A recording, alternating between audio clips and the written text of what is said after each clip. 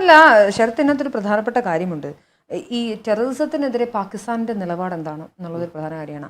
ഇപ്പോൾ നിരവധി ആളുകളെ ഇന്ത്യ നടത്തിയ ഓപ്പറേഷൻ സിന്ദൂറിന്റെ ഭാഗമായി ഭീകരവാദ കേന്ദ്രങ്ങൾ തകർക്കുകയും ഭീകരന്മാർ മരിക്കുകയും ചെയ്തപ്പോൾ അതിൽ പാകിസ്ഥാന്റെ മിലിറ്ററി ചീഫുകളും ആളുകളും എല്ലാം അവിടെ സന്നിഹിതരായിരുന്നു. അവരുടെ നമസ്കാര സമയത്ത് അവരുടെ മരണാനന്തര ചടങ്ങിൽ പങ്കെടുക്കാനായി. അപ്പോൾ ഇത് വിസിബിൾ ആയിട്ടുള്ളൊരു കാര്യമാണ്. മാത്രമല്ല ബിലാവൽ ഭൂട്ടോ പറയുന്ന ഒരു കാര്യം, സിന്ധു നദീജല കരാർ മരവിപ്പിച്ചത് ശരിയല്ല, അത് ഇന്ത്യ അത് റിവോക്ക് ചെയ്യണം, അത് പുനഃപരിശോധിക്കണം എന്ന് പറയുന്നുണ്ട്. എനിക്ക് മനസ്സിലാവാത്ത ശരത്, ഇപ്പോൾ നമ്മൾ സിന്ധു നദീജല കരാർ എന്ന് പറയുന്നത് ഇന്ത്യയെ സംബന്ധിച്ചിടത്തോളം അത് നമ്മുടെ ഒരു സർജിക്കൽ സ്ട്രൈക്ക് പോലെ തന്നെ അതിൻ്റെ ഒരു ഭാഗമാണ്.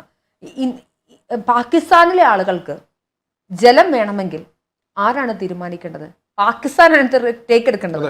ഞങ്ങൾ തീവ്രവാദത്തിനെതിരാണ്, ഞങ്ങൾ ഇന്ത്യ പറയുന്ന കാര്യങ്ങൾ അനുകൂലിക്കുന്നു, ഞങ്ങൾ ഞങ്ങളുടെ തീവ്രവാദ കേന്ദ്രങ്ങൾ തകർക്കാനും, അതായത് ലോകത്തിലെ ടെററിസ്റ്റ് ഹബ്ബായ പാകിസ്ഥാനെ ഞങ്ങളുടെ ഉൾപ്പെടുത്തി ഞങ്ങളുടെ സർക്കാരും കൂടെ ചേർന്ന് നിന്ന് ഇന്റലിജൻസ് സംവിധാനം ഉപയോഗിച്ചും ഇന്ത്യയുടെ സഹായം എത്തിച്ചുകൊണ്ടും ഞങ്ങൾ ടെററിസത്തിനെതിരെ നിൽക്കും.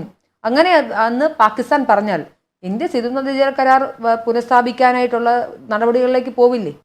നമ്മൾ മനുഷ്യത്വമില്ലാത്ത ആളുകളൊന്നുമല്ല. ഇവര് ഗ്ലോബൽ ലെവലിൽ ചെന്ന് പറഞ്ഞു കൊടുക്കുന്ന എന്താണ്? ഇന്ത്യക്ക് മനുഷ്യത്വമില്ല, ഇന്ത്യക്ക് സാധാരണക്കാരെ ഇഷ്ടമല്ല, മുസ്ലിങ്ങളെ ഇഷ്ടമല്ല, പഹൽഗാം അറ്റാക്ക് നടന്നിട്ടില്ല, അതൊക്കെ വെറുതെ ഞങ്ങൾ മിമിക് ചെയ്തതാണെന്ന രീതിയിലാണ് ഇവർ പറഞ്ഞുകൊണ്ടിരിക്കുന്നത്. എനിക്ക് മനസ്സിലാവാത്തത് ഈ നുണകൾ മാത്രം പറഞ്ഞു പരിഹാസ്യരാവുകയാണ് യഥാർത്ഥത്തിൽ.